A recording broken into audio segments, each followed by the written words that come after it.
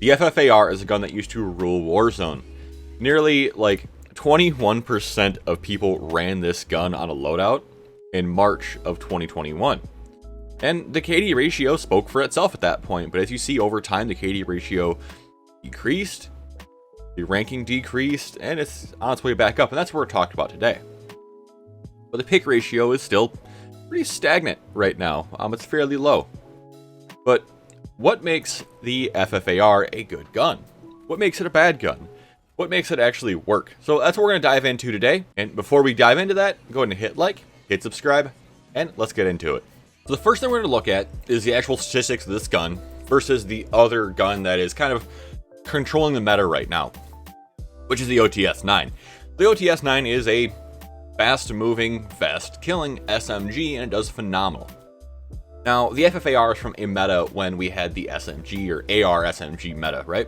So you ran ARs as SMGs. The barrels work completely differently. The gun was a different gun at that point. But how does it stack up now? So looking at these charts, we're going to notice a few things here. And you're going to notice the blue line. The blue line is something. It's the AS Val setup with my setup that I use for Rebirth. Just I wanted to get a comparison of how I'm doing with my thought process versus the other stuff in this game. So looking at this, we're going to see the green and the orange line. These two lines are the FFARs. The purple line is going to be the OTS-9. So what we see here is obviously the one with the green line is going to go significantly further damage range because of the barrel and because of the suppressor. Now, the first loadout is the Field Agent Grip, 50 round mag, the Tiger Team Spotlight for movement, the Raider stock, and the suppressor.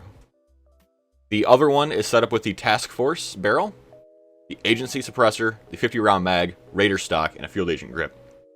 So basically, the big difference here is going to be recoil control.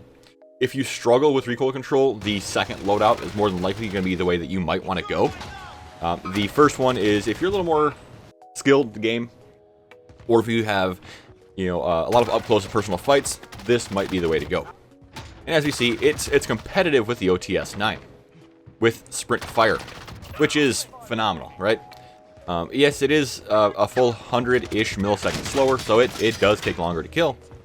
But you can still reach out and touch it a little bit further, so it's a little more versatile, a little more of a sniper support type gun that you could and should be using.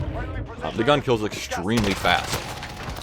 And if we start throwing in combinations, we'll see here that the OTS-9 still has control, but the ability of the FFAR on the green side to hit its shots because of the vertical is really nice. The OTS-9 does have about the same, but obviously the distance TTK after about 10 meters is pretty much worthless. You might as well use a kilo at that point, and be sure you sink all of your shots right there. So just gonna keep that in mind as we're talking about this stuff. Is yes, the OTS-9 does kill faster, moves a little bit faster, but the FFAR does have the advantage of just it's clean, it works, it's efficient. I love the gun. It works well for me. The iron sights that it has are phenomenal. You can see everything around you, and it's a very clean gun to use.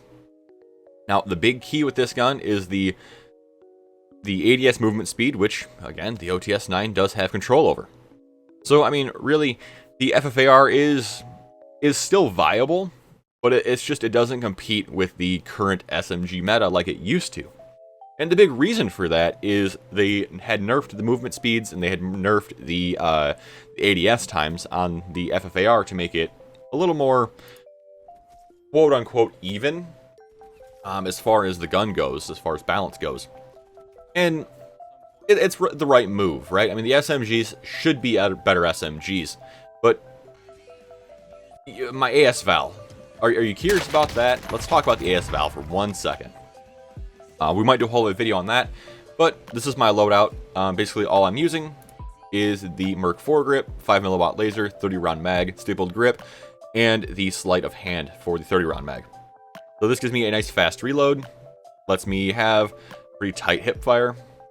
It moves okay. It's not great. It's a modern warfare gun, so it's going to be a little bit slow. It has a pretty fast fire rate, so you're going to burn through ammo in the mag. So again, solos and duos, this is a lot more viable. But I mean, this is the gun that I use because it's just strictly a take him down gun. I usually pair this with an MG82 or a stoner because that's just how I am. But the FFAR is really taking that role. I don't know if the FFAR is necessarily for everybody, but it's one of those guns that I think I'm going to stick with for quite a while. And I think it has the opportunity for me to drop my PR with it, even in its current state. So I'm gonna play with it for a little bit this week and see how that goes. That being said, guys, end of this week we have Vanguard coming out. So Vanguard is Friday. Be sure to hit up the YouTube channel at 8:30 in the morning East. We're going to be playing Vanguard the first moment that I can. That's the time our stream starts. So I hope to see you guys there.